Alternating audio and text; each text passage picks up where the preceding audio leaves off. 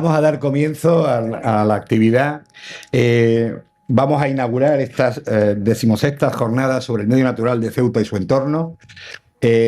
Para nosotros es desde luego un placer poder inaugurarlas. Es ya una actividad que comenzó en 2003, hace ya 22 años, que el Instituto viene desarrollando estas jornadas, a veces con algún parón en estos años, pero normalmente al menos cada 2 años se establecen. Forman parte también de un magnífico trabajo que la sección de ciencias del Instituto de Ceutí viene realizando, no solo la jornada, estamos hablando de cerca de una cincuentena de publicaciones, de conferencias y actividades de muy diverso tipo en los últimos años, y desde luego eso requiere un esfuerzo y un trabajo importante, ¿no?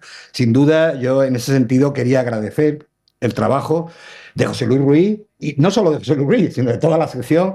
Está aquí Francisco Javier Martínez Medina o Ricardo Ugarte, seguro que se me va a olvidar alguno, así que no quiero seguir diciendo nombres. En general, a toda la sección, el enorme trabajo que desarrollan, que permite que, desde luego, la sección de... me estoy viendo a Enrique Starley también, en fin, que permite que la sección y a Saúl Lluvero, que también lo veo por allí. No quería dejar de mentarlos porque son, desde luego, importantes piezas de ese trabajo que hace la sección, ¿no? Como digo, me gustaría también en este acto pues recordar, ¿no? Desde las últimas jornadas, desgraciadamente han desaparecido algunos buenos compañeros de la sección de ciencias.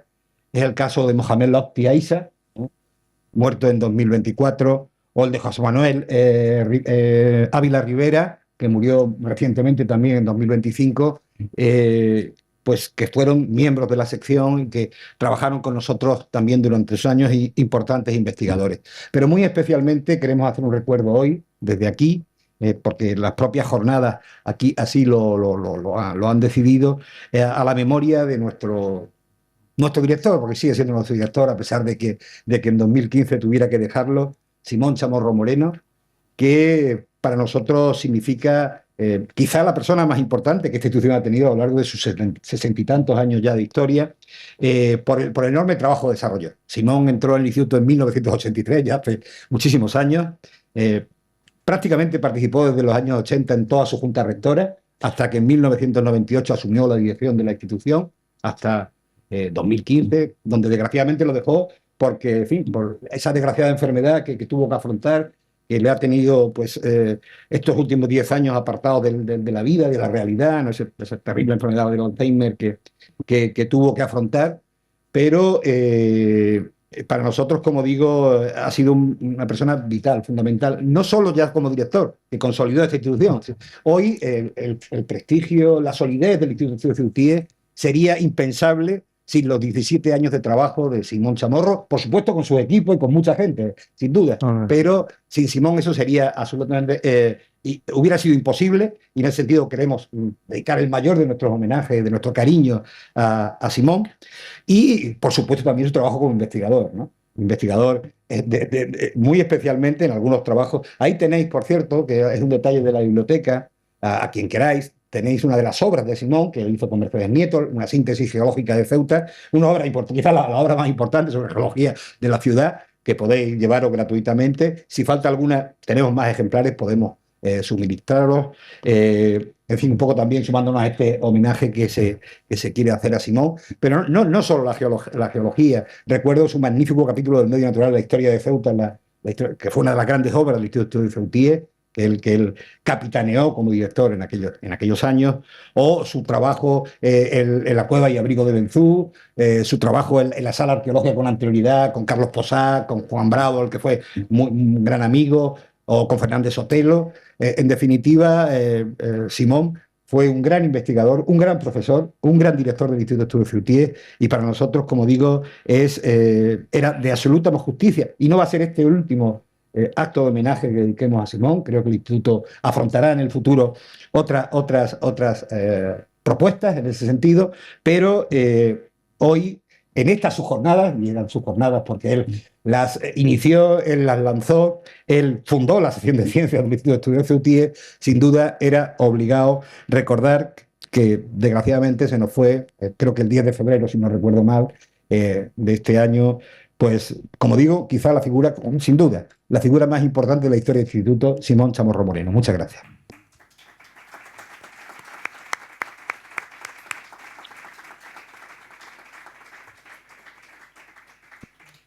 Muy bien, buenas tardes a todos y todas por su asistencia.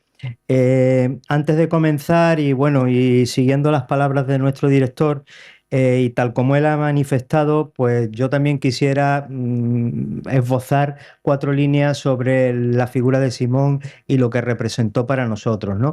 Y digo para nosotros, para los miembros de la sección de ciencias, pero sin entrar en un homenaje más profundo, porque como bien ha dicho José Antonio, ya habrá tiempo para ello, ¿no? Bueno, a escaso tiempo vista de que nuestro amigo, compañero y maestro Simón nos dejara, como no podía ser de otra manera, hemos querido honrar su memoria en estas, como bien ha dicho José Antonio, sus jornadas de medio natural, pues tan siquiera de una forma telegráfica, mediante una breve mención in memoriam en el programa, en el cartel anunciador de estas jornadas, que no por breve es poco sentida. No vamos, por supuesto, ahora a glosar la inmensa y poliédrica figura de nuestro querido Simón, ni es nuestro objetivo en estos momentos rendirle un merecido homenaje. Ya habrá sin duda tiempo para ello, como bien ha dicho José, y además posiblemente pues como a él más le hubiera gustado, ¿no? Pero tampoco vamos a adelantar ahora acontecimientos, ¿no? Si bien para todos aquellos que lo habéis conocido, que lo hemos conocido, era poco amigo Simón de tales eventos laudatorios, menos aún en primera persona, dado su carácter sencillo, humilde y, por qué no decirlo, también un tanto tímido. Simplemente hemos estimado preciso tener un breve recuerdo a su persona y a su legado eminentemente vivo entre nosotros, porque hoy el Instituto de Estudios Ceutíes es lo que es y se erige en una institución cultural de referencia en Ceuta, y no solo en Ceuta, sino también fuera de Ceuta, gracias y en buena medida a su dedicación, a su esfuerzo, a su amplitud de mira, a su carácter emprendedor y, por qué no decirlo, a su ambición para con la institución, entendida esta como la consecución de fines de importante alcance o alto nivel. En esencia, capitaneó, desde mi punto de vista, pero además coincido con el de José Antonio, capitaneó el equipo, porque no solo fue él solo, también es merecido reconocer a aquellas personas que lo acompañaron, algunos de ellos presentes entre nosotros. Capitaneó el equipo que puso los sólidos cimientos de lo que hoy es el Instituto de Estudios Ceutíes. En lo que nos toca como sección de ciencias, pues Simón fue siempre el decidido impulsor de esta jornada y, por ende, de la propia sección, de las que fue su verdadera alma mater y maestro de los que conformamos el equipo que trabajó bajo su magisterio, porque Simón, desde luego, era un genuino magíster en la más pura acepción latina de la palabra, el experto, el que enseña. Sin duda, dejó en todos nosotros una impronta indeleble por su sabiduría, por su amor y pasión por el conocimiento, tanto en el ámbito científico como en el de las humanidades, por su espíritu crítico y libre, por su tesón y entusiasmo en los múltiples y variados proyectos que abordaba, pero sobre todo, y por lo que se ha recordado, porque era una persona buena. A título personal, como recuerdo imborrable y casi a modo de flash recurrente, me quedo con su sonrisa de satisfacción contenida, callada, tras una intensa y provechosa jornada de campo, esa sonrisa tan suya que yo creo que recordaréis todos aquellos que lo conocisteis y tuvisteis el placer de estar con él, fruto del gozo del objetivo cumplido en compañía de sus camaradas y amigos. Seguro que su ejemplo seguirá siendo fuente de inspiración y de que su legado perdurará en nuestra institución y allende de ella. Descanse en paz, amigo Simón. Y, por último, no quería terminar sin tener un recuerdo y un reconocimiento a otros 2 miembros de la sección que nos han dejado recientemente, Lo que nos toca como sección de ciencias y como organizadores de las jornadas de medio natural, me quería referir a Lofty Mohamed Aisa, que nos dejó hace menos de un año, creo recordar, en 2024. Compartió con nosotros mucho trabajo y muchos momentos de organización de estas jornadas, sobre todo en aquellas primeras etapas, en la época entre el 2003 y 2012 aproximadamente. Y pues nada, su pérdida ha sido, por supuesto, además de por su juventud, ha sido un duro golpe para todos los que de alguna u otra forma hemos trabajado codo a codo con él, ¿no? Y por supuesto a José Manuel Ávila Rivera, también destacado miembro de la sección, que además nos ha dejado recientemente. A todos ellos, nuestro especial recuerdo y reconocimiento, y por supuesto a la viuda de Simón, Pilar, que hoy por motivos personales no ha podido estar con nosotros, pero por supuesto dejar nuestro reconocimiento, nuestro recuerdo y nuestro sentido pésame, aunque tiempo haya. Eh, y que aquí tiene a sus amigos y compañeros, por supuesto. Y nada, muchas gracias a ustedes por escucharnos y por asistir a esta jornada. Y dicho esto, pues damos comienzo ya a lo que es el meollo, ¿no?, de la jornada. En esta ocasión, si ustedes han visto el programa, bueno, pues son 6 ponencias, como es habitual. 4 de ellas llevan la palabra Ceuta en su título.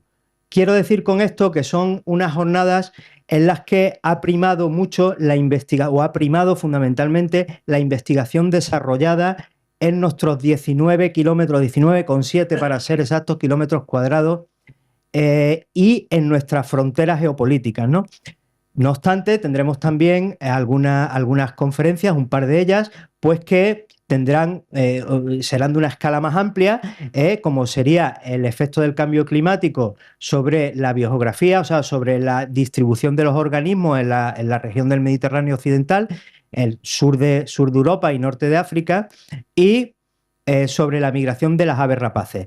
Comenzamos hoy con una charla eminentemente local que va a versar sobre las mariposas diurnas de Ceuta. Digo eminentemente local porque se ha desarrollado en su conjunto en los 19 kilómetros cuadrados que comentaba anteriormente, ¿no?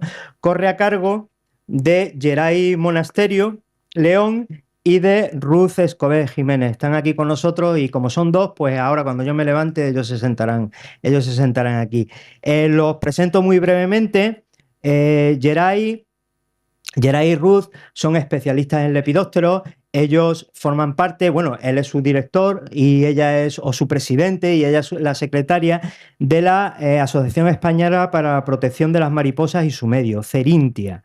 Tienen una amplísima experiencia en el estudio de lepidópteros, tanto diurnos como nocturnos, han descrito varias especies nuevas para la ciencia, han publicado varios libros, tanto con carácter científico como divulgador, y en el año 2019, creo recordar, fue la convocatoria de ayudas a la investigación, aunque previamente habían iniciado un trabajo en Ceuta, obtuvieron una ayuda a la investigación, una beca del Instituto de Estudios Ceutíes para culminar este trabajo de levantar el inventario de los lepidópteros diurnos de Ceuta. Cosa que finalmente se ha conseguido el pasado año 2024. Hay que tener en cuenta que tenemos la pandemia de por medio. No quiero adelantar porque seguramente comentaréis algo del asunto, ¿no?, en la charla.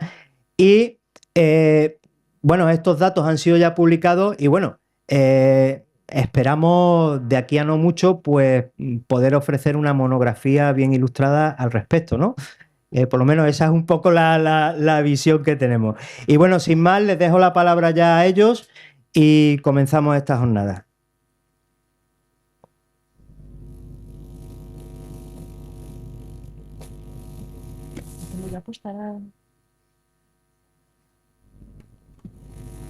Sí, en el escritorio.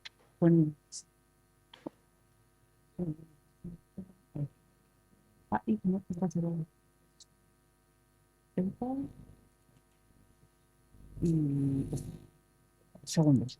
Antes ha costado un poquito. Mira. La coge. Voy allí, yo creo. Me voy a poner allí.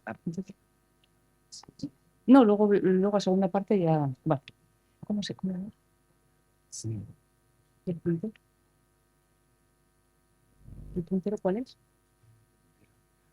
Vale, pues voy allí mejor.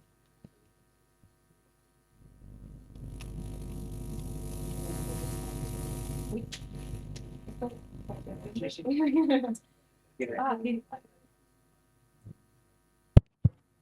Bueno, una vez superados los temas técnicos, bueno, pues muchas gracias. Mi nombre es Ruth Escobés, como ya ha dicho José Luis, y en primer lugar agradecer al Instituto de Estudios CEUTIES por invitarnos a, bueno, pues a presentar unos resultados de una investigación que ha resultado muy interesante, que como ha comentado José Luis, comenzamos en 2000, bueno, un poquito antes de 2019, ya empezamos, luego esto contará Yeray con más detalle. Y como veréis, salieron cosas muy interesantes de esta zona que previamente no había sido estudiada en este ámbito.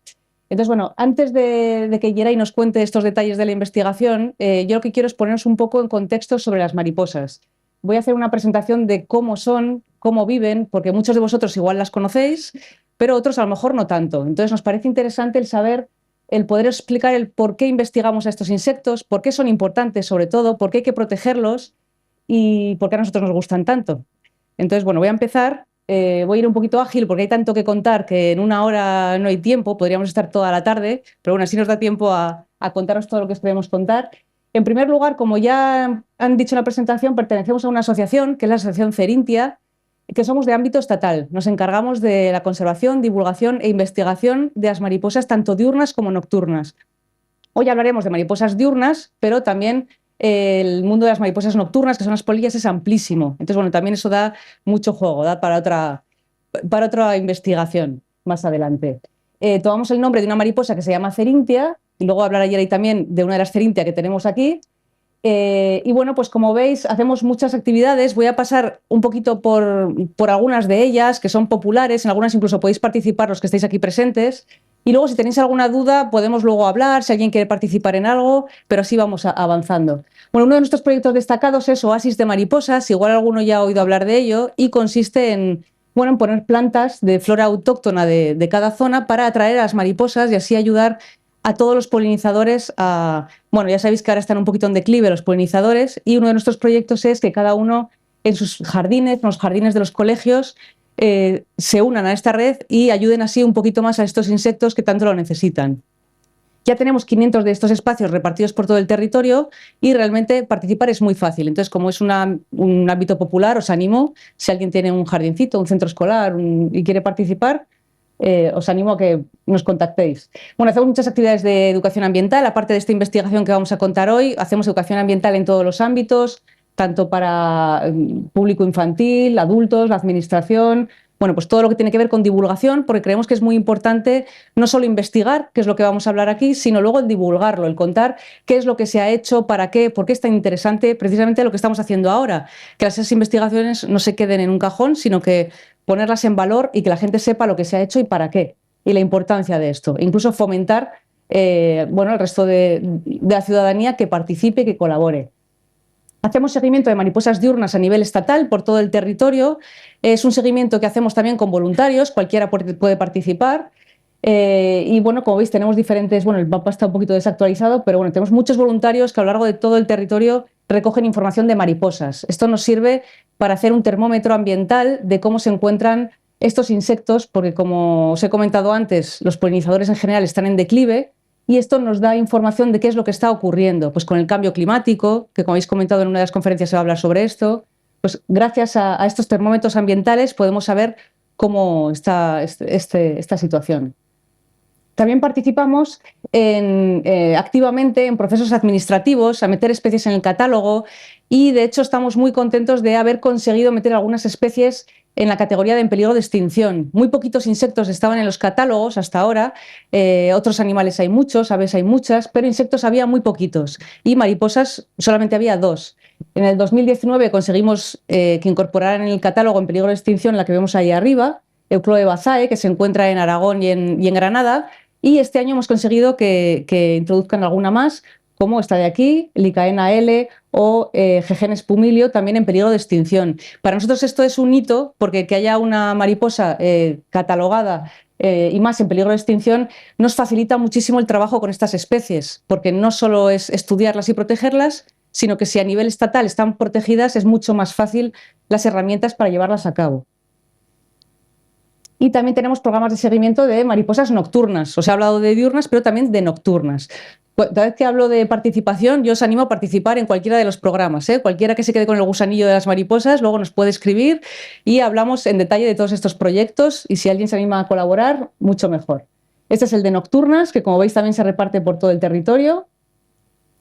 Y bueno, también estudiamos las especies protegidas con el Ministerio. Estas son las especies que se encuentran protegidas a nivel estatal, y hemos estado un par de años estudiándolas por todo el territorio, cogiendo información para poderlo reportar a nivel europeo, para que sepan cómo están las mariposas protegidas de aquí. No son muchas, parecen muchas, pero como veis caben todas en un cartel, entonces esperamos que con el tiempo estas especies aumenten, el número de especies protegidas.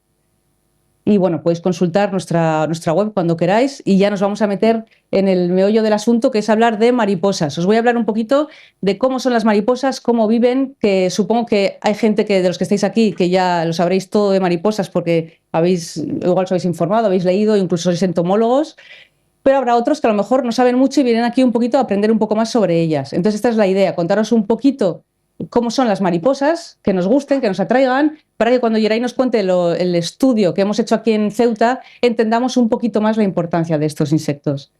Aquí vemos el conjunto de toda la biodiversidad, y podemos apreciar que los insectos ocupan el 53% de este quesito que representa todos los organismos vivos del planeta. Creo que está sonando el móvil, perdón. Sí, pues claro. Vale. Entonces, bueno, como vemos, nosotros ocupamos el 3%, somos los vertebrados, no solo nosotros, estamos ahí todos los vertebrados, anfibios, bueno, pues como veis, perros, gatos, aves, estamos todos los vertebrados en ese 3%, y los insectos ocupan el 53%. Y dentro de los insectos, los lepidópteros ocupan el segundo lugar.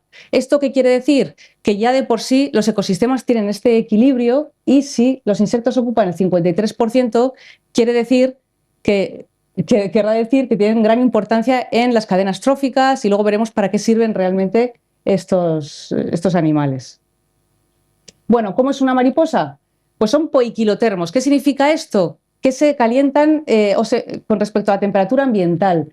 Es decir, no tienen temperatura interna como nosotros, que nos calentamos y tenemos una temperatura más o menos constante, a veces nos sube, nos baja, pero ellos dependen totalmente de la temperatura ambiental. Esto es muy importante para lo que os decía antes, para utilizarlos como reguladores de la temperatura, para estudiarlos, porque cualquier cambio en el ambiente hace que cambien estos insectos. Por ejemplo, con el calentamiento global, si sube la temperatura o disminuye, enseguida se ven afectados y podemos ver rápidamente los cambios que hay en los ecosistemas. Bueno, lo más básico de todo, tienen 4 alas membranosas, 2 adelante y 2 atrás, el cuerpo y las alas cubiertos de pequeñas escamas. Las escamas son este polvito que se nos queda cuando las tocamos, que no sé si aquí se dice esto de que si las tocamos luego no pueden volar, esto que es tan mítico. Bueno, pues ya os adelanto que sí que pueden volar, pero conviene no tocarlas porque se les caen esas escamitas y les hacemos daño con los dedos. Tienen las piezas bucales modificadas en forma de espiritrompa. ¿Habéis visto alguna vez a una mariposa libar en el barrito o en las flores? Tienen una espiritrompa que la enrollan y la guardan. Ese es su aparato bucal. Y las orugas tienen la capacidad de producir seda. No sé si alguno habéis criado gusanos de seda, sí, es que va por temporadas esto, va por generaciones, a veces sí, a veces no, pero veo que muchos sí. Bueno, pues esos capullitos de seda que luego hacen, solo lo hacen las mariposas nocturnas, y lo hacen con unas glándulas que tienen en la boca. Van tejiendo la seda y lo hacen. Estas son características típicas de los lepidópteros de las mariposas. Lepis significa escama y pteron ala, ala cubierta de escamas, de esos escamitas que os comento que es el polvito que se nos queda en los dedos. Por repasar el ciclo biológico, algunos lo conoceréis de sobra, otros quizá no. La metamorfosis de los insectos es mágica, por mucho que nos hablen de ellos y nos lo expliquen, sigue siendo una cosa casi inexplicable. Pero bueno, aquí tenemos la mariposa adulta, en este caso es una mariposa nocturna, pero es común a todas las mariposas, incluso a otros insectos, pero nos vamos a centrar en lo que nos ocupa, que ya es más que suficiente. Las mariposas adultas ponen los huevos, los ponen en grupitos o aislados. Del huevo nace la oruga va creciendo, primero nace muy pequeñita y luego va creciendo y cada vez es más grande. Al principio cuando es pequeñita es difícil verla, pero luego cuando son grandes seguro que alguna vez os habéis encontrado alguna oruga en el campo, ya son un poquito visibles y las podemos ver a simple vista. Se convierte en crisálida y de la crisálida sale otra vez el adulto. Un ciclo que parece básico, pero bueno, que es bastante complejo. Aquí tenemos a una hembra, en este caso de una que comúnmente se llama chupaleches, Ipiclides feistameli, y es una hembra que está colocando huevos. Cuando veamos en el campo una mariposa que está revoloteando en las plantas, mirad lo que hace con el abdomen, y no hay flores, y si no está libando en las flores, ¿qué está haciendo esta mariposa? Chocándose con las hojas. Pues lo que está haciendo es colocar en la planta nutricia de la que luego se alimentarán sus orugas, está colocando los huevos. Entonces es muy fácil, entre comillas, ver este comportamiento si nos quedamos un ratito mirándolas. Aquí vemos esta, la blanca del majuelo, cómo va a ir colocando los huevitos, para que lo veamos con detalle. Creo que ahora hay un zoom. Aquí lo vemos, va colocando uno a uno los huevitos. ¿Lo veis ahí? ¿Cómo lo coloca? Esta familia en concreto, esta familia de mariposas, los coloca con forma de botellita. ¿Los veis? Otros son redondos como una perlita, otros son con forma de erizo de mar. Cada especie tiene el huevo de una forma determinada. Esto también nos permite a nosotros estudiar a las mariposas incluso buscando los huevos que colocan en las plantas, aunque parece un poco raro, pero con un poco de paciencia se puede. En vez de estudiarlas volando, veis el comportamiento que os digo del abdomen, que lo tuerce un poquito. Esto es relativamente fácil de ver en el campo, ¿eh? Si tenemos un poquito de paciencia, no es una cosa extraña. Este es el huevo un poquito ampliado. Esto está ampliado con una cámara de fotos normal, o sea que para que veáis que a simple vista se ve una botellita o una bolita, y si lo ampliamos con la cámara podemos ver lo ornamentados que están. Fijaos que son realmente bonitos, no son simplemente un huevo redondo y ya está. Y estos dibujitos son los que nos permiten a nosotros identificarlo. ¿Veis qué diferentes son uno de otro? Nosotros, sabiendo la planta nutricia de la que se alimenta la oruga y dónde está colocado el huevo, podemos saber a qué especie pertenece. Con un poquito de práctica es relativamente sencillo. No de todas, ¿eh? De algunas especies es complicado, pero de las más comunes sí que se puede. Y esto ya lo tenemos un poquito más ampliado. Esto ya con la cámara no sale, esto ya es con microscopio electrónico de barrido, pero para que veáis un poquito cómo es el huevo ornamentado, que parece un erizo de mar, y esta zona de aquí de en medio que se llama micropilo. Por ahí es por donde entra el espermatozoide. Cuando el macho y la hembra copulan, el espermatozoide entra al huevo a través de esta zona que se llama micropilo. Esto como curiosidad. Si un día os da por mirar huevos de mariposas, pues acordaos que en el medio siempre hay un puntito o un circulito que es por donde... Parece raro, me miréis raro, pero luego seguro que vais al campo y decís, voy a ver si veo algún huevo de mariposa. Fijaos, y luego me lo contáis. Y aquí vamos a ver cómo nace una oruga de ese huevo. Imaginaos, el huevo es muy pequeñito, así que imaginaos cómo es la oruga que va a salir de él. En este caso vemos las mandíbulas. Las mandíbulas de la oruga son laterales, muerden así, ahí se ve muy bien, y salen del huevo comiéndose el corión, que es la estructura externa. La envoltura se llama corión. Lo que hacen es morderlo con las mandíbulas. ¿Veis? Ahí saca la cabecita. Al principio no sabe muy bien dónde está. Aquí debajo está su planta nutricia, porque la hembra al colocar los huevos se ha asegurado de colocarlo en el lugar adecuado, para que ahora cuando la oruga nazca pueda automáticamente comer de esa planta en la que se encuentra. Bueno, aquí vemos cómo va saliendo poquito a poco. Estos pelitos que veis no son pelitos urticantes. Siempre que vemos un bicho con pelos nos parece que es urticante, ¿verdad? En este caso son sensilas, son pelitos que le sirven para detectar el entorno, como los bigotes de los gatos o de otros animales. Bueno, pues ahí está buscando y bueno, a veces se siguen comiendo la envoltura del huevo. Esto lo hacen por dos motivos. Por un lado, para quitar pruebas de que por ahí ha nacido nada, porque luego también tienen depredadores, claro. Entonces, si pasa por ahí un depredador y ve restos de un huevo, sabe que por ahí hay una oruga. Y también le sirve como primer alimento. Por si acaso no encontrara su alimento nada más nacer, ya se asegura que ese día haber comido. Es una oruga muy pequeñita. Imaginaos, está bastante aumentada y luego ya va creciendo. ¿Lo veis, no? Aquí están los ojitos. Y bueno, esta en concreto se cansó de comer, no se lo comió entero. Entonces dejamos de grabar porque ya, ya no hizo más. Bueno, pues ya veis rápidamente, voy un poquito rápido porque quiero que Yeray os cuente el estudio, pero os quería poner en contexto. Ya hemos visto un poquito cómo son los huevos, cómo es la oruga, pero esta oruga que os he dicho que nace muy pequeñita, luego irá creciendo. Vamos a ver cómo lo hace. Os enseño algunos ejemplos de... Esta es la chupaleches, la que estaba antes poniendo huevos, el vídeo, y esta es su oruga, para que veáis cómo cambia esta oruga. Ahí está la cabecita, las patitas, esta oruga se convierte en esa mariposa. Parece increíble y por mucho que lo hemos estudiado y sabemos que esto es así, ya lo asumimos, la metamorfosis, pero no deja de ser increíble cómo un ser con una forma se convierte en otra totalmente diferente. Aquí vemos una oruga de una mariposa que es bastante grande, que es la Saturnia piri, el gran pavón de noche. Y veis, esto es una oruga que no es tropical, y veis que tiene estas vesiculitas azules, tenía las patitas rosas. Y lo que os decía, come así, lateralmente, tiene las mandíbulas laterales. Los que habéis criado gusanos de seda igual estáis pensando en lo que comían, ¿no? Que había que estar venga a echarles comida. Son insaciables, son máquinas de comer porque realmente es la fase de crecimiento de las mariposas. Siempre pensamos, mirad, aquí se ve de frente, ¿verdad? Aquí se ven las mandíbulas de frente. Esto es una frente triangular, no siempre tiene eso negro, puede no ser negro, pero bueno, se ve muy bien la frente. Los hemisferios y los ojitos están aquí abajo, es esto de aquí.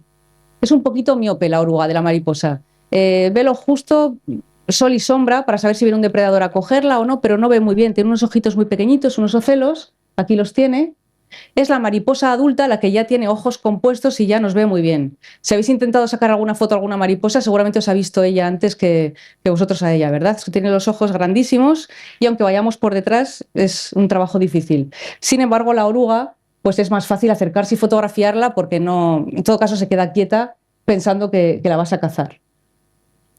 Esta misma oruga, cuando nace, tiene este tamaño, ese es mi dedo. Imaginaos así de pequeñita y sin embargo aquí se ven unos dedos, fijaos cómo se pone al final de su desarrollo. Esto lo puede conseguir en muy poco tiempo, en unas semanas. ¿Cómo hace esta oruga para, siendo tan pequeñita, crecer tanto sin que se rompa la piel? Porque nosotros vamos creciendo poquito a poco y la piel se nos va sustituyendo poquito a poco, pero en pocas semanas se nos rompería la piel, ¿verdad? Bueno, pues tienen su estrategia y es que, fijaos, trasladado a nuestras dimensiones, es como si nosotros comiéramos 100 kilos de lechuga al día, lo que ellos comen en plantas, y vuelvo a hacer alusión a los gusanos de seda, que les echabas, ¿verdad? Y por la noche ya no había plantas, es porque comen muchísimo. Es la fase de alimentación, realmente es la fase más importante de las mariposas, aunque pensamos siempre en el adulto, que es lo que vemos revoloteando en el campo y lo que es bonito y lo que nos gusta, esta es su fase de desarrollo y es muy importante, es crítico alimentarse bien. Y puede aumentar hasta 20 veces su tamaño.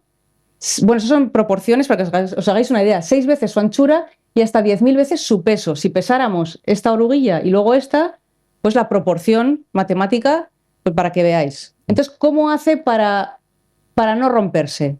Esto, a ver si alguien lo ha observado. Esto ya pregunta para el público. Los que habéis tenido gusanos de seda en casa lo habréis tenido que observar. ¿Qué hacen para que esa piel no se rompa al crecer? Lo que hacen es mudar. Mudan hasta 5 veces en todo su desarrollo y se quedan quietas y cambian esa piel. Alguno igual no lo ha visto porque a veces lo hacen de noche, entonces son un poquito discretas, pero yo os lo voy a mostrar en este vídeo de una Charaxes. No sé si esta oruga en los madroños se ve relativamente fácil, es como un dragoncito, y fijaos que tiene así como unos cuernecitos, tiene la cabeza así con unos cuernecitos, y está como apretada ya. La piel se le ha quedado pequeña, ya ha crecido mucho y tiene que cambiar de piel. Y lo que hace es se ha sujetado un poquito con seda aquí, en la hojita, y lo que está haciendo es quitarse esa piel como si fuese un saco de dormir, como una media. Haciendo movimientos, veis que aquí ya ha roto, ¿lo veis? Y va echando toda la piel hacia atrás, con movimientos peristálticos.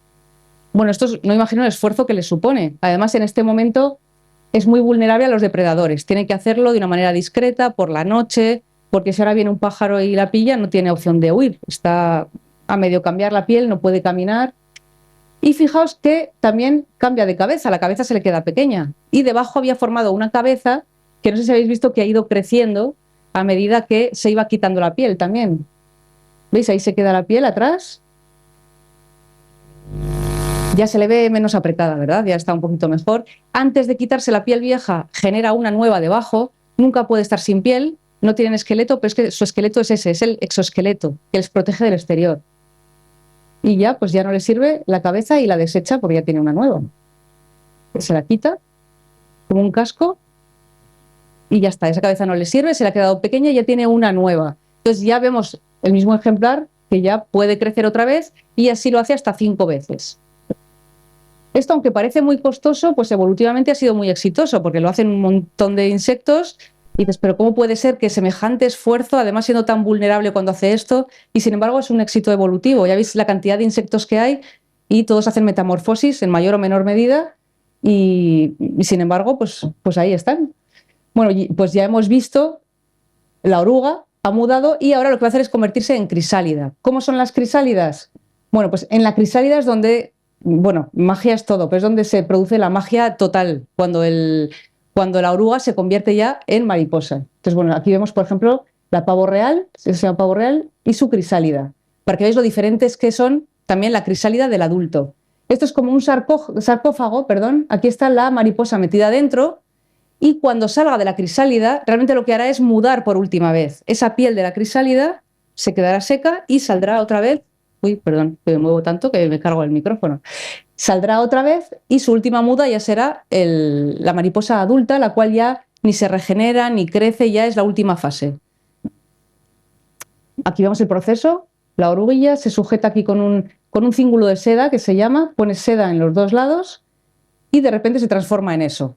El proceso que hemos visto de quitarse la piel, en esa última muda lo que hace es quitarse la piel y debajo lo que hay es una crisálida, mágicamente. Pero esto no es magia, evidentemente, y es que la piel de debajo la ha creado ya con la forma de la crisálida. Entonces, al quitarse ya la última piel de oruga, debajo hay una crisálida, un poquito como Alien, ¿no?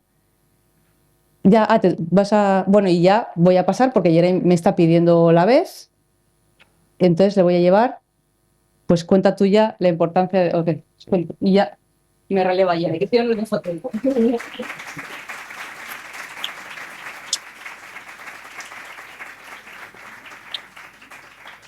Buenas tardes a todos y a todas.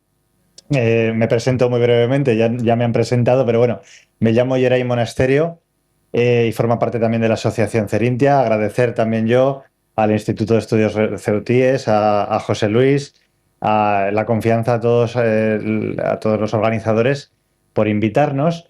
No es que le haya metido yo prisa a Ruth, sino el tiempo, la programación. Sí, es que nos gusta mucho lo que contamos y entonces nos liamos a contaros muchas cositas de estos insectos.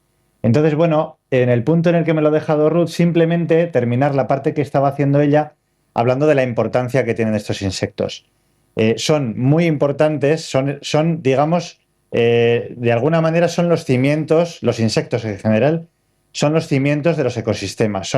Si todo el ecosistema fuera un edificio, los insectos actúan de cimientos. Sirven, por un lado, como excelentes polinizadores, muchos de ellos, las mariposas diurnas y nocturnas, permiten que las plantas que producen flores y frutos se reproduzcan, sean capaces de reproducirse. Algunas de ellas nos sirven de alimento a nosotros, pero por otro lado son también alimento en sus diferentes fases, alimento de diferentes tipos de depredadores.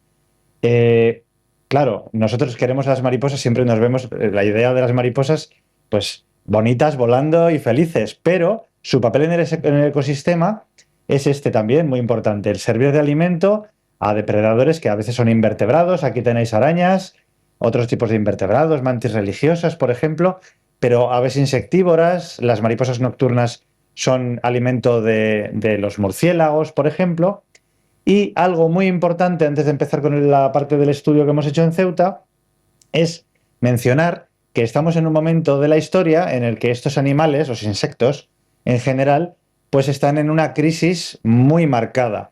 Están disminuyendo mucho, es algo que lo constatan, cada estudio que sale al respecto lo constata más, y es que por diferentes factores, uno de ellos muy importante, el más importante seguramente, es la agricultura moderna, muy intensiva, con pesticidas, herbicidas, fungicidas, abonos de síntesis, todos ellos químicos de síntesis que están modificando la comunidad de insectos que tenemos en nuestros ecosistemas, el cambio climático, la forma de ganadería actual, que está desapareciendo la ganadería extensiva, el aislamiento de muchas poblaciones. Es un grupo de animales que ha sido durante mucho tiempo objeto de coleccionismo, en el caso de las especies más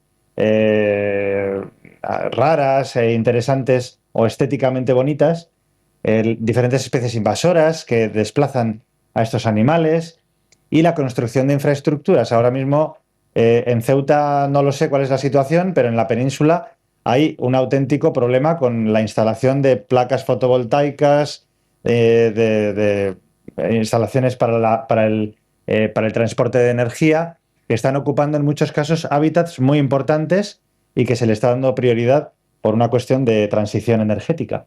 Y ya nos metemos en el motivo de la charla de hoy. La primera parte hemos creído que era muy, muy interesante porque no sabíamos si sabíais algo de las mariposas, que son a lo que nosotros nos dedicamos. Y bueno, pues hemos tenido la suerte de poder hacer este estudio, ¿no? Este estudio que ha estado motivado porque Ceuta era una zona de la que no se sabía nada, o muy poquito, muy poquito, muy poquito, de qué mariposas tenemos. Era, digamos, el último territorio de toda España que quedaba sin estudiar en en nuestro ámbito de trabajo, que son las mariposas. Se sabe muy bien las mariposas que hay en la península, en Canarias, incluso en Melilla, se sabe bastante bien las especies que hay. Y Ceuta, pues por su posición biogeográfica, pues es una zona especialmente interesante. Luego vais a ver qué resultados hemos obtenido. Y bueno, no solo por su carácter de puente biogeográfico, sino por la cantidad de ecosistemas que contiene, ¿no? No sabíamos nada y los resultados actuales pues son bastante diferentes. Gracias a una ayuda que hemos tenido por parte del Instituto de Estudios Ceutíes, que se concedió pues, en el 2019. Ahí tenemos la resolución y que agradecemos mucho porque nos permitió aliviar en alguna medida los gastos derivados de este estudio, ¿no? Todos los que hemos participado en ello venimos desde la península y al final pues supone unos gastos que estábamos dispuestos a asumir a nivel personal porque es una cosa que nos motiva, pero aún así, bueno, hoy estamos aquí Ruth y yo representando al equipo, pero este equipo, en esta fotografía falta una persona, que es José Luis, que también ha formado parte de este estudio, pero luego lo tenemos en otra fotografía también. Montamos inicialmente un equipo de la asociación con personas de diferentes zonas de la península, de Sevilla, de Guadalajara, de Madrid, del País Vasco y de Cantabria y de Navarra también hay otro compañero ahí. O sea que ya veis que hay gente muy variada, especialistas, que lo que hicimos fue pues una expedición a Ceuta para trillar el territorio y conocer qué es lo que teníamos. Hicimos 2 visitas y luego a partir de esa visita pues se ha ido incrementando, ahora detallamos más. Y bueno, en definitiva, el territorio de Ceuta pues lo hemos dividido en 3 zonas principales, ¿no? Tenemos la parte central, que es la zona más urbana, que ahí, pues lógicamente tenemos un menor número de especies, una menor diversidad biológica, y luego tenemos una zona al oeste más forestal. No hace falta que os lo cuente, lo conocéis, es vuestra ciudad, supongo que sois casi todos de Ceuta, y casi todas los que estáis aquí hoy. Y tenemos también otras zonas pues que nos dan, en el istmo tenemos zonas con acantilados, con zonas pues muy, muy interesantes. En el Monte Acho, quería decir, perdón. Hemos dividido el territorio en estas 3 zonas que digamos que actúan como 3 entornos naturales que aportan pues características muy distintas y que enriquecen al listado de mariposas que hemos conseguido obtener. Tenemos una zona también bioclimáticamente, pues es una zona seca subhúmeda con unas características pues, que también son muy particulares. Yo que vengo del norte de la península, a mí me recuerda más Ceuta al País Vasco que a Andalucía muchas veces. Tiene esas características que es más fresco que lo que uno se espera cuando no lo conoce en cuanto a temperaturas. Y bueno, pues por las diferentes circunstancias, ¿no? Todas las brumas que tenéis aquí muchísimas veces, el viento, pues las características son muy peculiares y eso hace que los hábitats que encontramos aquí pues sean muy ricos y muy interesantes. Este estudio, pues lo que os decía, ¿no? Tenemos como objetivo los papilionoidea, que es esa palabra técnica para hablar de las mariposas diurnas, porque los lepidópteros que os ha hablado Ruth son todos las mariposas diurnas y nocturnas. Pero este estudio nos hemos centrado en las mariposas diurnas. De momento, esto es lo que hemos ido dando a conocer. Y como objetivo, pues teníamos esa idea de por fin tener un listado que nos permitiera saber qué especies había en Ceuta. Por otro lado, otro de los objetivos era posicionar Ceuta en el contexto europeo, porque seguramente es algo que se repite habitualmente, ¿no? Que cuando, por ejemplo, en nuestro ámbito se elaboran listados a nivel europeo o listas rojas de especies protegidas y hay territorios como Ceuta y Melilla que nunca se tienen en cuenta y sin embargo tienen un valor muy importante y queríamos subrayarlo. Luego, pues determinar el estado de conservación de estas especies, saber si teníamos alguna especie rara o muy rara en cuanto a escasez y conocerlo, porque si no sabemos qué especies tenemos y determinamos con este tipo de estudios cuáles son las que son más escasas, no podemos actuar en su conservación. Y finalmente, pues eso, ¿no? La parte de conservación, el poder proponer acciones, bien sean legislativas o prácticas, para poder conservar esas especies. Y bueno, este estudio pues, se ha prolongado mucho en el tiempo, empezó en 2019 y luego hemos tenido la suerte, os presentaba al principio una foto con el equipo inicial, pero hemos tenido la suerte de que aquí en Ceuta hay un entomólogo local potente, que es José Luis, que ya lo conocéis, que ha estado aquí potente o muy potente. Y entonces nos relevó de alguna manera. Generamos un conocimiento muy importante, pero luego a lo largo de los siguientes años hemos tenido una persona local con un conocimiento muy profundo de los insectos que ha seguido recogiendo información. Entonces, en este periodo de 2019 y 2024, pues hemos acumulado nada menos que 290 jornadas de campo. Es una barbaridad, es muchísimo. Hablamos, lo diré varias veces a lo largo de la presentación, hablamos de 19 kilómetros cuadrados. Esto es más de lo que se puede presentar en un estudio que se lleve a cabo en la península en una comunidad autónoma entera.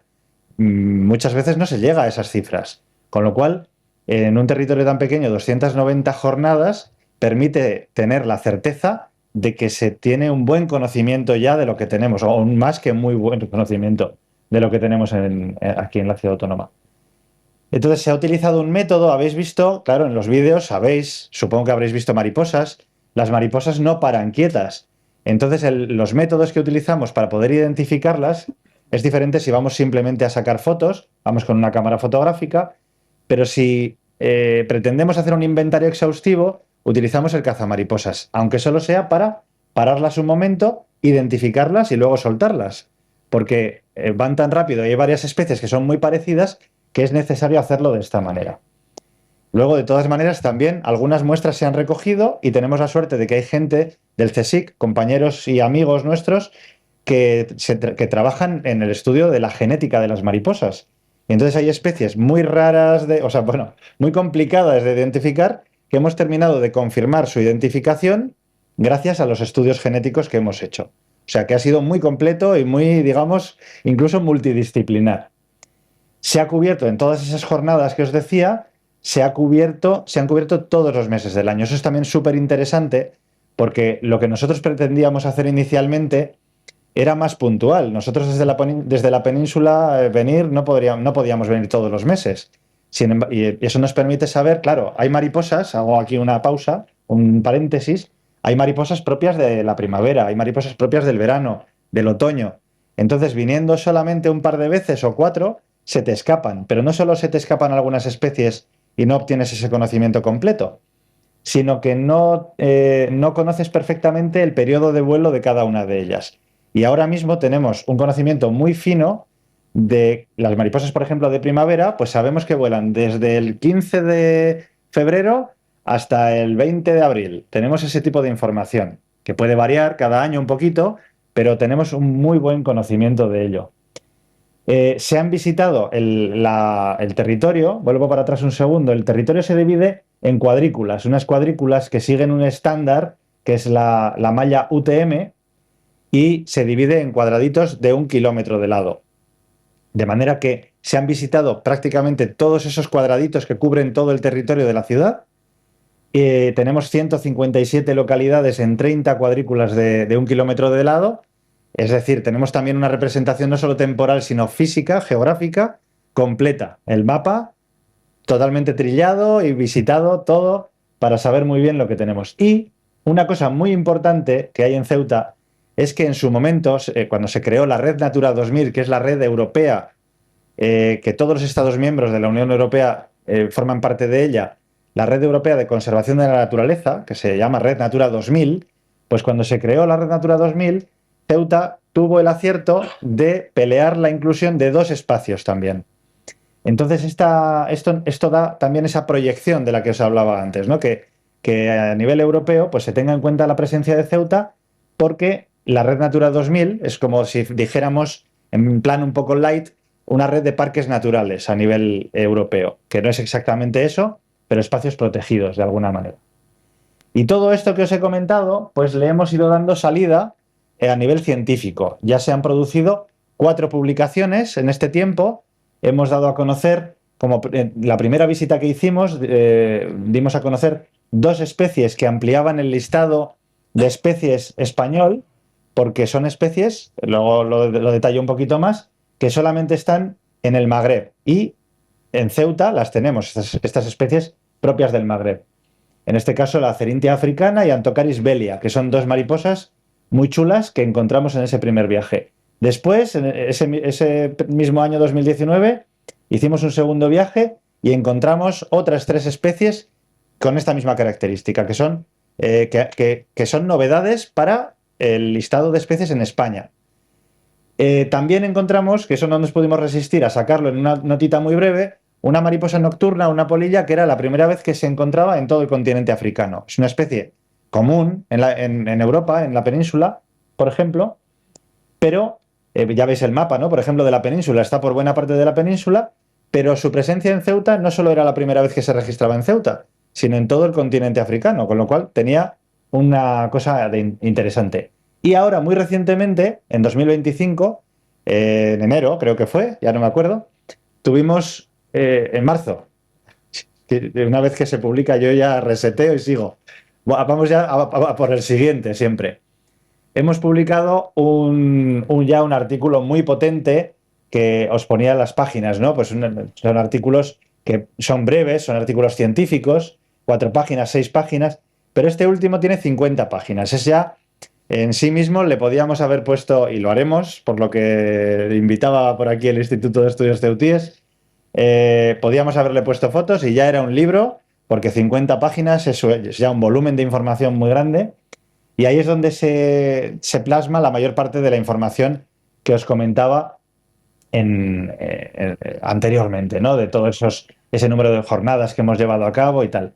Hemos encontrado que tenemos 48 especies de mariposas en Ceuta. Luego os pondré la referencia con respecto a las que hay en España y las que hay en Marruecos, que es un montón. O sea, 48 en 19 kilómetros cuadrados es un montón.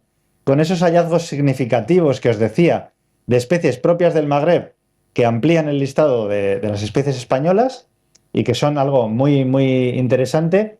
Y bueno, con esa relevancia científica que hace que el estudio que hemos hecho en Ceuta, pues a nivel científico, quiero decir, por ejemplo, hacía muchos años que nadie aportaba especies nuevas a ese listado de especies de mariposas que hay en España, porque ya se sabía muy bien. Y ha sido un acierto y un enriquecimiento a nivel científico de pues, lo que se sabe de las mariposas en España, pues el poder incluirlas en bueno, el hacer este estudio, quería decir. Bueno, se han llevado esto ya más o menos os he dicho. Tenemos unos 2.500 registros individuales, o sea, se han apuntado cada mariposa que se ha observado, se ha apuntado su ubicación, se ha apuntado todo. Y digamos, para que os lo imaginéis, tenemos un Excel, una base de datos, con 2.500 y pico registros de esas 48 especies. Las familias, hoy no nos ha dado tiempo a hablaros de esto, en otra ocasión, o luego, si tenéis curiosidad, os lo detallamos. Igual que en las plantas hay rosáceas, coníferas, y en todo, ¿no? En cada especie, en cada grupo, en aves también hay familias, en todo hay familias. Pues las mariposas se dividen en varias familias, los papiliónidos, hespéridos, diferentes... Bueno, entonces tenemos que los ninfálidos es el grupo que tiene más especies aquí en Ceuta, el más representado, es algo habitual porque tiene muchas especies, y así con el resto de familias, ¿no? Vemos un poco la repartición. 27 de estas especies es la primera vez que se encuentran en Ceuta. Otras especies, 14, ya habían sido mencionadas, pero de manera simplemente se mencionaba que están en Ceuta, pero no se sabía ningún dato. A nivel científico eso no es, como quien dice, realmente no es un dato, es una mención que tenemos en cuenta, pero no es una cita que llamamos nosotros, un dato, un registro. Entonces esas 14 especies también, aunque ya habían sido mencionadas anteriormente, también es la primera vez que se aporta para ellas información científica concreta de dónde, cuándo y todo eso, ¿no? Y bueno, pues creo que pone un 93% están de las especies, de todas estas especies, 48 especies que hemos encontrado en Ceuta, el 93 están dentro de estos 2 espacios Red Natura 2000 que tenemos, lo cual pues es también muy interesante, ¿no? Porque significa que son espacios Red Natura 2000 que funcionan, que tienen esos valores naturales de peso y que están muy bien seleccionados. Luego, pues claro, como es lógico, de todas las especies, aquí tenéis la lista de especies, son los nombres científicos de estas mariposas, pues como es lógico, hay especies que son muy raras y que solamente hemos visto 1 o 2 veces, y hay especies que son muy comunes y que las vemos totalmente, vamos, todo el rato. Ahora hablaré de alguna de ellas porque son bastante interesantes, pero aquí tenemos representadas mariposas. Esta de abajo he visto ahora mismo 2 aquí en la puerta. Esta se llama ondulada porque tiene este bordecito de aquí un poco ondulado. ¿Veis que tiene aquí unos picos como ondulado? Aquella de arriba es la blanquita de la col, que es la típica mariposa que vemos blanca por cualquier sitio. Pues esa es una de la segunda más abundante en Ceuta, en la península y en el mundo, casi. En las zonas tropicales no, pero bueno. No sé cómo voy de tiempo. ¿Me chiváis? 5 minutos. Venga, en plan sprint. 6. 7. Vale. Voy bien. Estas son las especies que os decía que son las especies estrella. Las que han resultado de este estudio como especies estrella, porque son estas 6 especies las endémicas del Magreb que tienen que hacen que Ceuta sea diferente. ¿Qué aporta Ceuta? Pues estas 6 especies al mundo de las mariposas. Tenemos a todas, no tenía ninguna de ellas nombre común en castellano y se les han puesto nombres asimilándolas a las parecidas que hay en Europa y con el apellido magrebí, ¿no? Porque es su zona de distribución. La ocelada, la dorada, sertorio, aurora, arlequín y macaón. Como veis son todas ellas muy chulas. Esta es seguramente la más colorida, pero bueno, y la cerintia también. Es que por colores no va a ser. Estas son especies chulísimas. Y la última que hemos aportado en este último estudio, pues ha sido esta mariposa que se llama Papilios saharae, y es que ha coincidido, hemos tenido la potra de que justo íbamos a terminar este estudio y se ha publicado un artículo muy potente a nivel genético. A día de hoy, a nivel genético, se hacen los genomas completos. No sé si os suena cuando se hizo en los 90, creo que fue, el genoma del ser humano, y que fue un hito para la biología brutal. Bueno, pues ahora se hacen los genomas, no digo como churros, pero ya no es lo mismo. Ya se hace de otra manera, hay ordenadores muy potentes, y se publicó que esta especie era diferente de la europea, que es muy similar, su aspecto es igual, pero validaron que las del norte de África son Papilios saharae. Así que bueno, tenemos esta especie tan bonita que además la tenemos en la portada del tríptico y de la información y del cartel de estas jornadas, cosa que se agradece que se dé tanto protagonismo a las mariposas.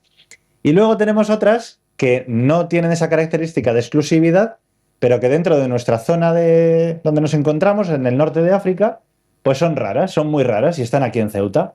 Tenemos esta que se llama la Siommata maera, que la tenemos en Benzú, en zona caliza. Eucloetagis, lo mismo, se alimenta de Iberis gibraltarica en Benzú, en zona caliza. Y Danaus plexippus, que es esa mariposa archiconocida, que es la mariposa que realiza esas brutales migraciones en Norteamérica para hibernar en México y en California, que veo que asentís, o sea que os suena la película. Y la tenemos aquí en Ceuta y, bueno, además en un contexto en el que es rara. O sea, en Canarias es muy común, pero en el norte de África tenía muy poquitas localidades previas conocidas todas en el norte, aquí en la península de Tánger, pero en Ceuta la tenemos asentada. Y luego otras que he querido destacar como migradoras. Tenemos especies, esta que se llama alcaparrera, precisamente porque la oruga se alimenta de una planta, que es la planta de la alcaparra, la que compramos en los botes para la ensalada. Pues aquí en Ceuta esa planta no está, pero esta mariposa pasa por aquí, porque realiza grandes migraciones que ellas cruzan volando el estrecho y pasan a la península y llegan hasta Cataluña a veces. La Vanessa cardui, que estos días, si os fijáis, os vais a hinchar a verlas, porque es un año, nosotros decimos que es año de cardui, porque realiza grandes migraciones, todas las de, no me aguanto, aunque me riñan, os lo voy a contar, en cuanto a tiempo me refiero, porque es muy interesante. Esta mariposa, todas las del continente europeo, no soporta el invierno, el frío del invierno.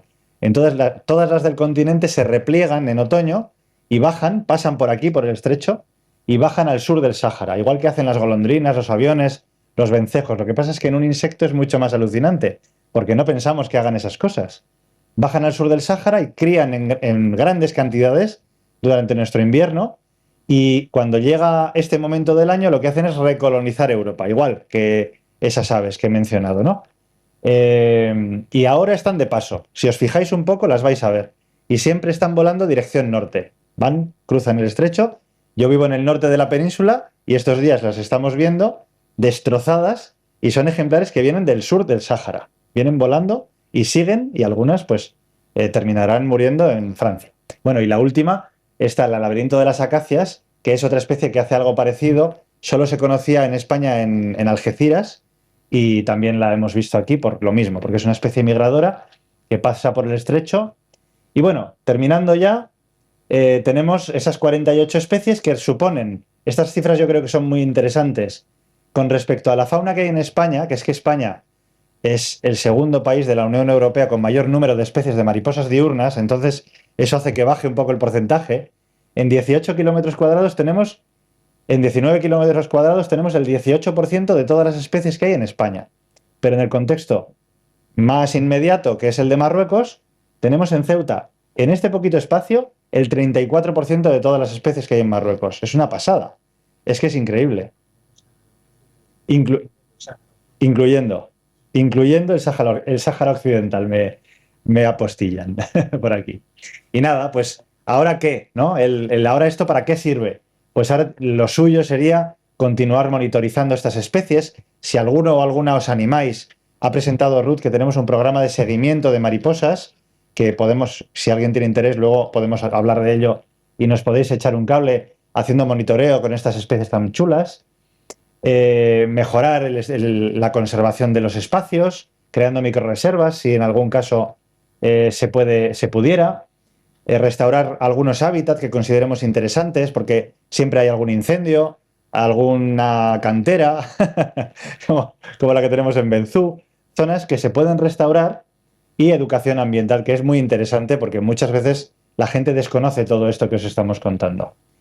Y ya el final del todo es el horizonte, ¿no? Pues vamos a seguir ampliando la información que tenemos de las mariposas en Ceuta. Estamos haciendo un estudio ahora de mariposas nocturnas, que en otra ocasión os lo contaremos, espero tener esa oportunidad. Y publicar los resultados en ese ámbito científico, como os he comentado, que estamos haciendo artículos científicos para darlo a conocer. Por cierto, que los publicamos en inglés para que lo lean del Pirineo hacia arriba, por lo que os decía, ¿no? Para situar Ceuta para situar Ceuta en el mapa de la entomología y de la ciencia. En nuestra humilde aportación, me refiero. Y espero que más pronto que tarde podamos tener una guía de mariposas de Ceuta, o sea, un librito que recopile este tipo de información que os estoy comentando, pero de manera atractiva, y que podamos llevarlo al campo y poder usarlo como herramienta para aprender y para observar las mariposas de nuestro entorno. Ya lo hemos creado con la inteligencia artificial, nos hemos proyectado en el futuro. Y nada, aquí ya sí que sale José Luis. Lo que pasa es que esta foto era un poco más chunga, estaba ya atardeciendo. Y nada, por tener a todo el equipo presente, ya que no podían estar hoy aquí, y compartir el mérito con todos, porque es un trabajo en equipo, que lo presentamos aquí Ruth y yo, pero para nada, es un trabajo en equipo que hay que subrayar. Así que nada, tenemos ahí esas redes sociales, si alguien quiere seguir a la asociación. Y por mi parte, creo que más o menos no me he pasado demasiado. Espero que os haya gustado y nada, encantado.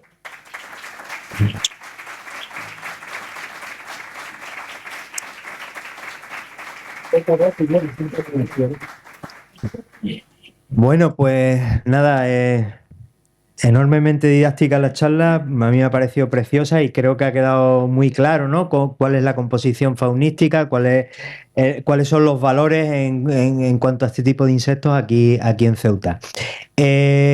¿Alguna pregunta? ¿Queréis alguna cuestión preguntarle a Geray?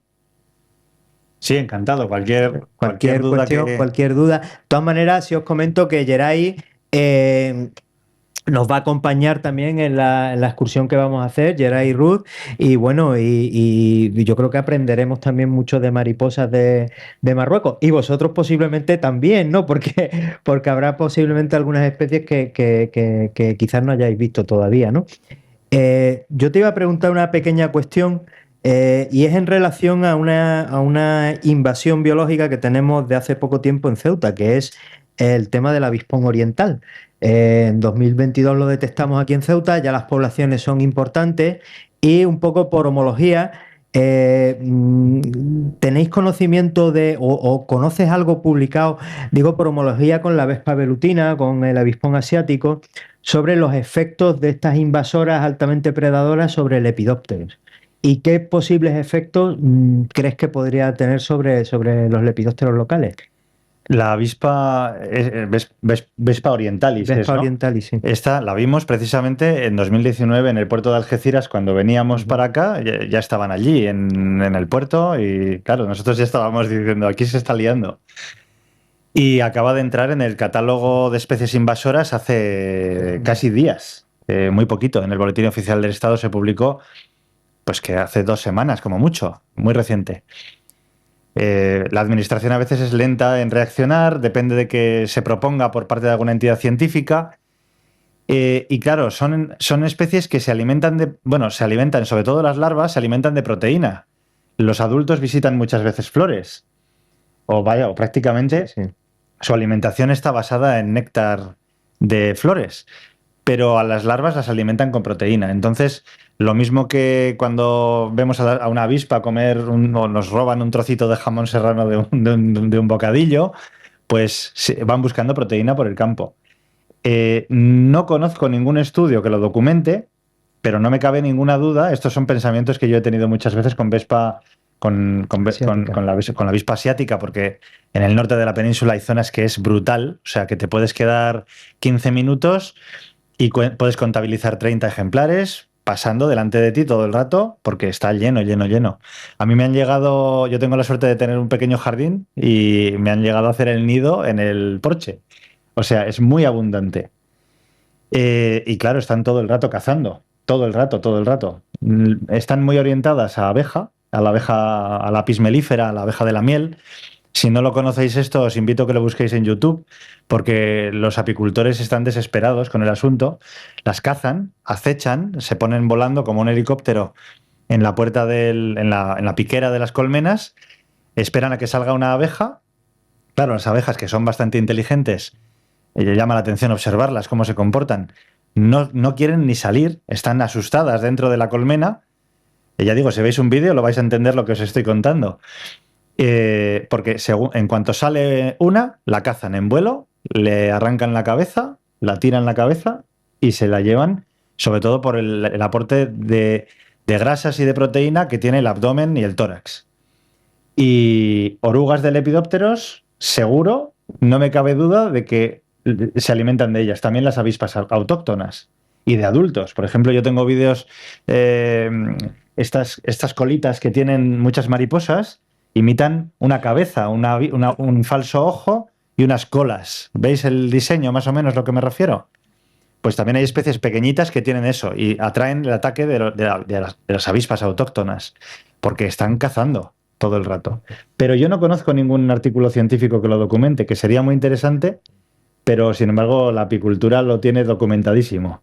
Sí, sí, totalmente. ¿Alguna cuestión más? Sí, Javier. Un momentito que te pasa el micrófono, Pilar. Sí, bueno, enhorabuena por la ponencia, pero sobre todo por el trabajazo que hay detrás.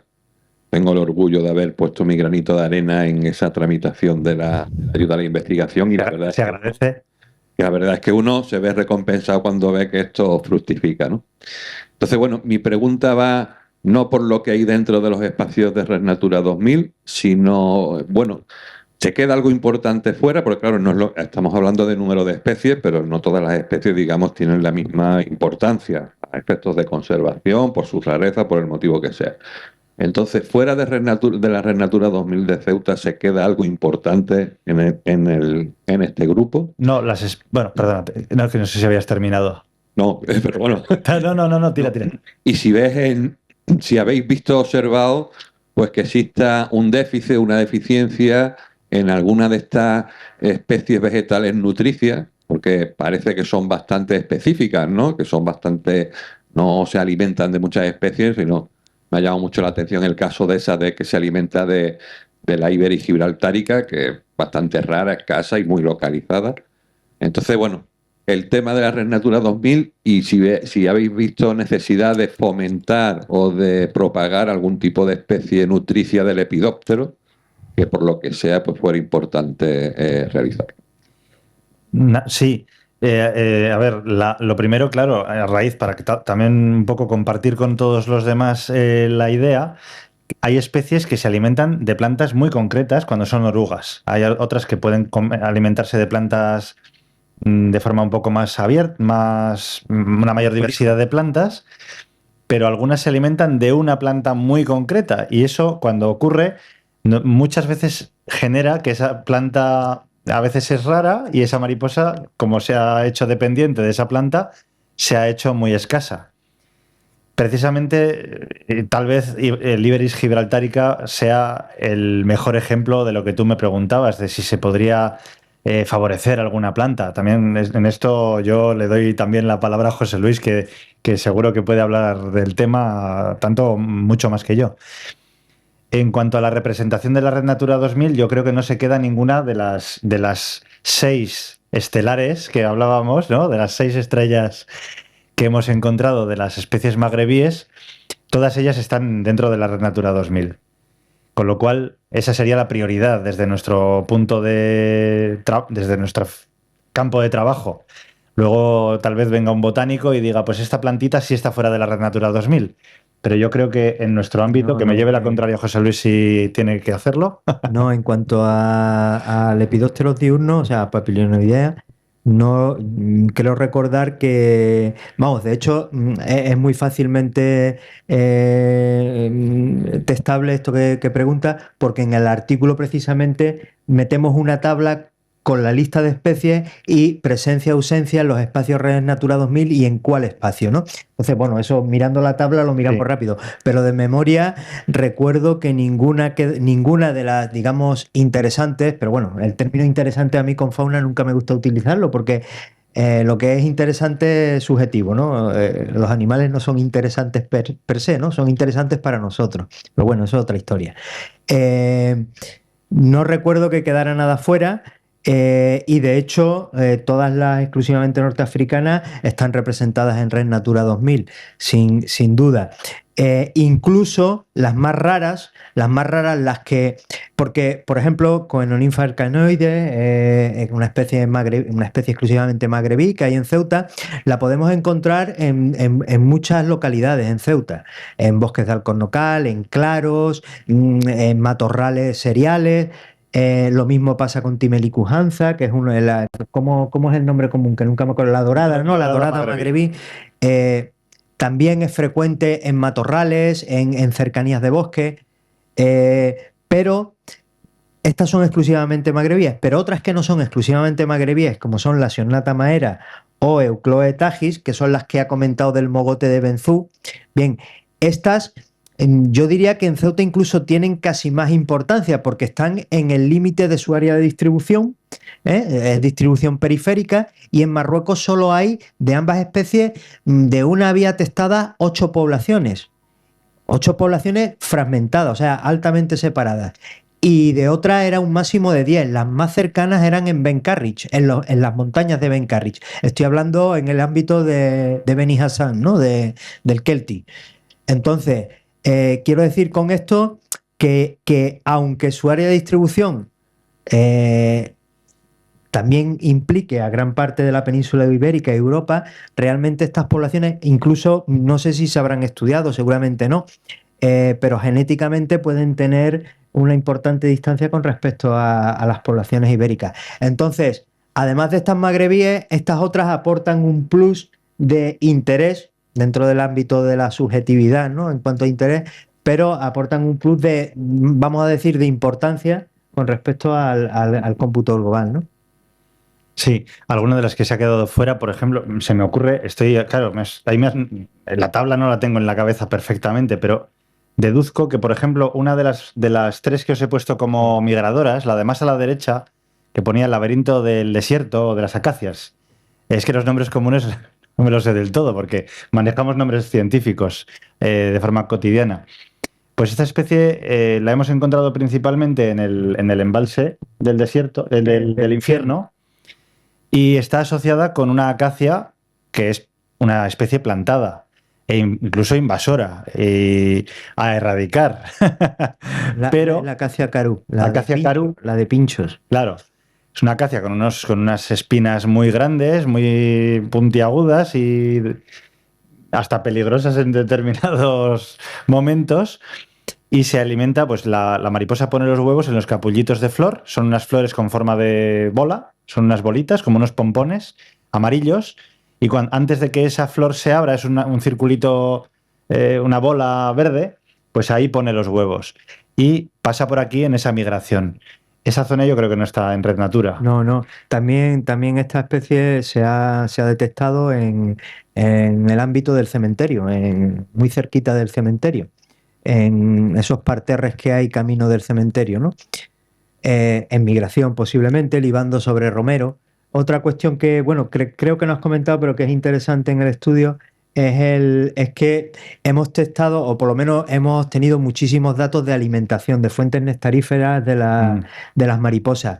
Conocemos muy poco todavía aquí en Ceuta, aunque bueno, seguirán el común de la alimentación de todas estas especies, pero un punto más a tratar o algo más en lo que avanzar sería en las plantas nutricias de las orugas, ¿no? Que es lo que realmente determina la distribución de estas especies.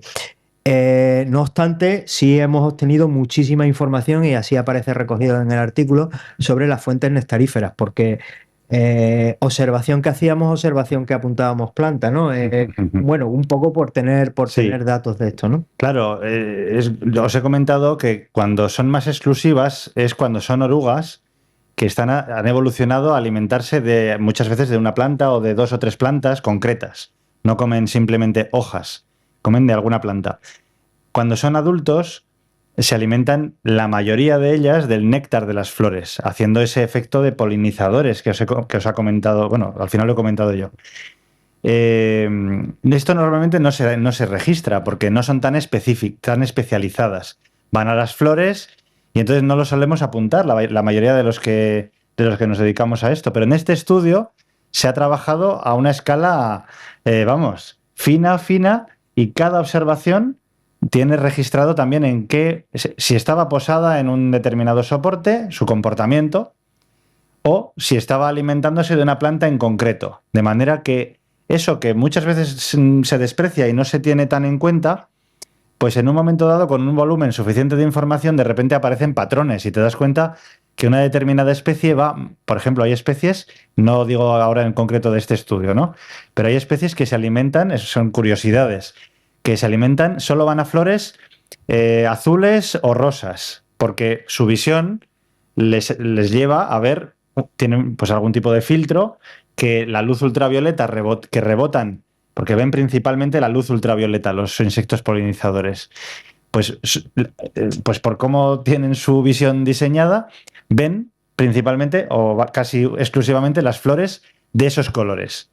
Eso solo aparece después de unas cuantas observaciones. Si la ves una vez, piensas que simplemente estaba ahí posada. Cuando vas acumulando un buen volumen de información, tienes ese conocimiento. Muchas veces es un conocimiento que no tiene mayor aplicabilidad, es puro conocimiento, y otras veces puede tener un efecto a la conservación. Por ejemplo, una mariposa que esté catalogada como en peligro de extinción, a la hora de desarrollar estrategias para su conservación, una cosa que hay que tener en cuenta es qué planta comen cuando son orugas, pero si se puede ayudar también favoreciendo a las plantas que más utilizan cuando son adultos, pues también. Entonces nunca se sabe, cuando haces ciencia, a veces no sabes para qué, tú tiras. Y luego resulta que esa información tiene una aplicación, que debería ser siempre el objetivo, el para qué. Generamos a veces mucha información, pero desde nuestro cometido, pues es la conservación siempre, el llevar a ese punto. Pues muy bien, pues ¿alguna pregunta más? No, bueno, pues entonces yo pediría un aplauso aquí por Geray y por Ruth. Un merecido aplauso. Y yo a continuación voy a pasar a explicarles brevemente la excursión. Cuando termine mi breve alocución, bueno, estará Pilar fuera, pues llevando a cabo la lista de inscritos y bueno, y el pago, ¿no? de la primera parte, ¿no? Mañana creo, ahora comentará Pilar, pero mañana creo que ya pasará a la agencia para el tema del hotel, ¿no? Como ya habíamos comentado y aparece en nuestra página web y en el programa, para la excursión es necesario haberse inscrito previamente en la jornada, de manera que Pilar maneja el listado de todas aquellas personas que se han inscrito. Si hay personas que no se han inscrito, pero tienen interés en participar en la excursión, tendrán que esperar a ver si hay alguna plaza libre o si queda alguna plaza libre, ¿vale? Vamos, yo me voy a cambiar de sitio y voy a explicar muy brevemente la excursión.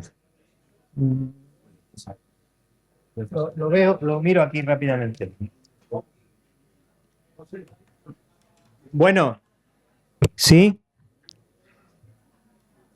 Bueno, voy muy rápido. La salida, este año la excursión será fundamentalmente el plato fuerte de la excursión será el Rift Central, a una zona, un monte que tiene el nombre de Jebel Afextal, el monte Afextal, cerca, en el Rift Central, cerca de Bad Berret, pero es un bloque independiente del Jebel Tisiren que hemos ido en otras ocasiones, ¿no? En este caso se trata fundamentalmente de cedrales de montaña y créanme, son unos cedrales realmente espectaculares, ¿no? Con unos árboles muy viejos, unos tamaños impresionantes y además, bueno, con una flora acompañante de gran interés, ¿no? Las formaciones que veremos serán fundamentalmente cedrales, melojares, quejigales, acerales y todo esto mezclado, junto con acebos, además de un sotobosque de una gran riqueza, ¿no? Tanto a nivel arbustivo como de matorral, como de herbáceas. Hay una riqueza impresionante. Eso sería el sábado. Bueno, salimos el viernes sobre las 4:30, camino de Dárdara, nos quedaremos allí. Este año salimos en microbuses. Saldremos 3 microbuses de Ceuta, o sea, hasta completar 3 microbuses, porque, bueno, hay que decirlo, ¿no? Hemos tenido ciertos problemas con la compañía de autobuses con la que habitualmente viajamos y no ha sido posible. Con lo cual, vamos a ir este año con otra empresa que nos ha ofertado microbuses que a efectos de movernos por estas carreteras, pues en principio son bastante más cómodos, ¿no? Y tienen una mayor accesibilidad. Eso sería el viernes, llegada a Dárdara. Ahí hemos puesto pues sobre las 9 de la noche, igual llegamos antes, todo depende del estado de la frontera. Como ustedes saben, pues la frontera tiene su enjundia, ¿no? A la hora de pasarla, hay días que tardamos más, hay días que tardamos menos. esperemos tardar poco y que cuando lleguemos a Dárdara podamos dar una vuelta por el río que lo circunda o que tiene en su cercanía, que la verdad que es un sitio precioso. Incluso si tenemos tiempo, colocaremos una trampa de luz esa noche, pues para ver los lepidópteros nocturnos, aquellos que nos ha comentado Geray así a vuela pluma, ¿no? Geray y Ruth. El sábado haremos la excursión fuerte. Ahora, a medida que se vayan inscribiendo, pues les pasaremos un breve programa. El programa ya grueso se repartirá en la excursión con una pequeña guía de la vegetación que vamos a poder ver, algo de fauna, en fin, unas pinceladas sobre los valores naturales de las zonas que vamos a visitar. Y el domingo, pues tenemos dos opciones de viaje. Hemos diseñado dos opciones porque la opción principal es a la Sierra del Jau. Es una zona que ya hemos visitado, pero se nos quedó en el tintero en las últimas jornadas, que fueron allá por 2023, pues precisamente por la lluvia, por el mal tiempo. Tuvimos que, sobre la marcha, que cambiar de lugar. Salió bien la cosa, pero no pudimos visitar esta zona, que es la Sierra del Haus. En la zona que se denomina Fabslemhar es en las cercanías de un pueblo o de un aduar que se llama el Alguía. Y hay otro cercano también, el Wansar. Haremos una excursión prácticamente hasta las 4 o 5 de la tarde. En esta zona nos desplazaremos desde Chagüen hasta la Sierra del Haus, que está en las cercanías de Tetuán. Y ese día, importante, haremos la comida en el campo, con lo cual tendrán que llevar algo para comer en el campo ya de cosecha propia, ¿no? El sábado la comida nos la ofrecerán allí en el campo, entra dentro de la organización la comida que tendremos en la montaña. Pero el sábado, si es necesario, pues que se lleven, yo qué sé, queso, un poco de jamón, lo que sea, lo que coma cada uno. Eh, eso. Eso sería el domingo, para el domingo. El sábado la comida la tendremos ya dispuesta en una zona que ya hemos visto previamente, pero será en el mismo campo, en la montaña. Vamos, no nos desplazaremos de la montaña porque tendremos la comida y a continuación haremos otro pequeño recorrido, ¿vale? Eh, Digo que la opción del house será la opción 1, la opción principal, pero como en el house es impredecible a 5 o 6 días vista, aunque parece que el tiempo que viene en cuanto a viento es adecuado y va a ser bonacible, pero bueno, hasta el día antes no lo tendremos totalmente claro. Quiero decir, en el house más de 20-25 kilómetros por hora, tanto de poniente como de levante, es prácticamente insoportable, directamente. Es una zona abierta, no hay arboleda, muy bonita, es una zona kárstica, son calizas dolomíticas, son dolomías, pero ya digo que desde el punto de vista de la comodidad a la hora de hacer una ruta, pues con viento es prácticamente impracticable.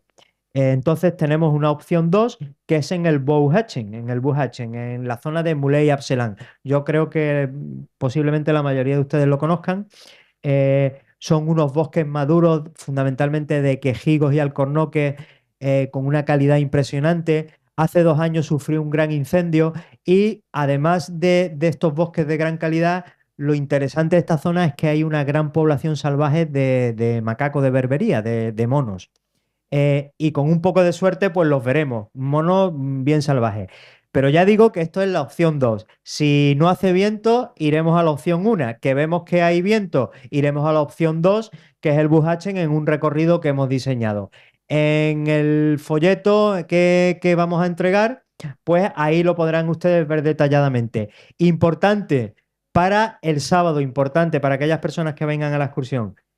Lleven ropa de abrigo, porque aunque en Chagüen veamos que hace 30 grados, a 1800 metros de altitud con una nube metida, pasamos frío, ¿eh? Pasamos frío el 1 de junio o el 31 de mayo, ¿vale?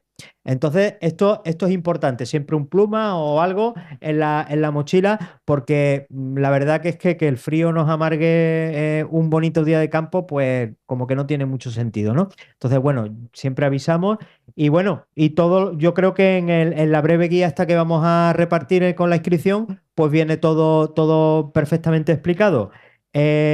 Aquí simplemente les puedo comentar los recorridos, los sitios donde vamos a parar en el mapa general este de tipo Michelin. Y aquí he indicado, esto sería una vista general de la ruta en el Jebel Lafastal. Esto sería ya algo más concreto, el recorrido más concreto sobre la fotoera, sobre Google Earth. Nosotros pararemos en la carretera principal, la estoy marcando con la manita, ¿no? Con el cursor, que pararemos en la carretera principal, en una zona donde puedan parar los microbuses, que es la gasolinera Friquía. De ahí tomaremos los todoterreno que nos subirán a la montaña hasta aproximadamente unos 1.650 metros. Pararemos, incluso si vemos que vamos bien de tiempo, podemos hacer una parada intermedia para ver los bosques puros de melojo, las formaciones puras de melojo, de Quercus pyrenaica, que ahora mismo tienen que estar preciosos porque hace 3 semanas estaban empezando a echar la hoja, todavía tenían los primordios, pero ya yo creo que la tendrán totalmente echada, con lo cual aquello va a tener un color verde intenso precioso. Llegaremos a donde iniciamos la ruta a pie y a partir de aquí iniciaremos la ruta. Hay una zona descubierta con una flora interesantísima y de aquí iniciaremos la ruta a pie hacia el Jebel Afextal. Subiremos a la cumbre y a continuación haremos con un recorrido circular. Aquí es muy importante que dentro de lo posible vayamos en grupo y no perdamos la vista de los guías. No obstante, irán 3 guías con nosotros por si hay algún despistado o alguna despistada. Pero es importante porque al principio el camino está marcado, pero ya después no aparece marcado. Entonces, llegaremos a cumbre y después volveremos al lugar de inicio. Una vez que lleguemos al lugar de inicio, seguiremos por una pista forestal o antigua pista forestal y llegaremos al lugar de comida, comeremos allí. Es un sitio realmente precioso, espectacular. No sé si al final tengo algunas fotos. Y una vez que hayamos comido, haremos otra ruta entrando en una antigua pista forestal que pensamos que era una antigua pista forestal de una explotación española de los bosques de cedros de la zona, porque se ven cedros talados de hace muchísimos años. Pero ya verán ustedes que hay cedros que son impresionantes, ¿no? Que quitan el sentido, como aquel que dice, ¿no? Y aquí tengo la excursión del día siguiente, de Fas Lemhar, llegada por la carretera del Gemis de Ángera. Esto es Tetuán, lo ven ustedes ahí abajo. Seguiremos por el sur de Tetuán, por la carretera del Gemis de Ángera, la que llega al Casal Seguer, si alguien conoce la zona, y tomaremos un pequeño desvío hacia el Alguía, la zona del Luansar. Aquí hay una cantera activa actualmente, altamente impactante, pero una vez que nos separamos de la cantera entramos en un valle realmente precioso.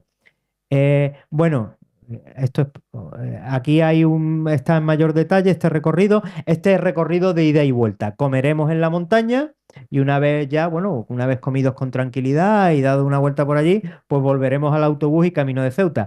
Y aquí está la del Buhachen, que como ustedes verán es en pleno bosque, es recorrido de ida y vuelta. Este camino lo teníamos pensado hacer en sentido circular, entrar por un sitio y salir por otro. Pero después de una búsqueda incesante durante casi un día entero de este recorrido, prácticamente ha desaparecido debido al incendio que hubo y que he comentado hace 2 años, porque los rebrotes rebrotes de raíces y rebrotes de cepa de muchos árboles prácticamente han borrado el camino y es imposible encontrarlo. Y ir con un grupo de 50 personas, pues bueno, puede dar lugar a pérdidas y a líos en la montaña, ¿no? Aquí, nada, una foto de uno de los cedros de estos que les digo, las vistas de los bosques de cedros, que son una pasada, hablando mal y pronto. eh, Claros en mitad de los bosques de cedros. Fíjense ustedes la riqueza, cedros, arces, quejigos, veremos acebo, en fin. Esto a cualquiera que se le enseñe parece Suiza en vez del norte de Marruecos, ¿no? Al fondo, Talasentán, el Talambot, perdón, el Tasaut. Aquí, nada, una vista de los bosques de cedro. Fíjense ustedes qué arce, parece que va a salir un gnomo por ahí en medio. Y ya está, sencillamente bueno, una pincelada sobre lo que vamos a ver en la excursión del sábado. Y nada, ya les dejo. Ahora mismo, ¿qué hora tenemos, por favor? ¿Me puede alguien decir? Vale, a las 8:05, 8:10 a más tardar, les dejo un poco de tiempo para que se inscriban. 8:10, comenzamos con la segunda ponencia del día de hoy, que es el vídeo Divulgar para conocer el coralígeno de Ceuta. Que no se lo pierdan porque es una preciosidad, ¿eh?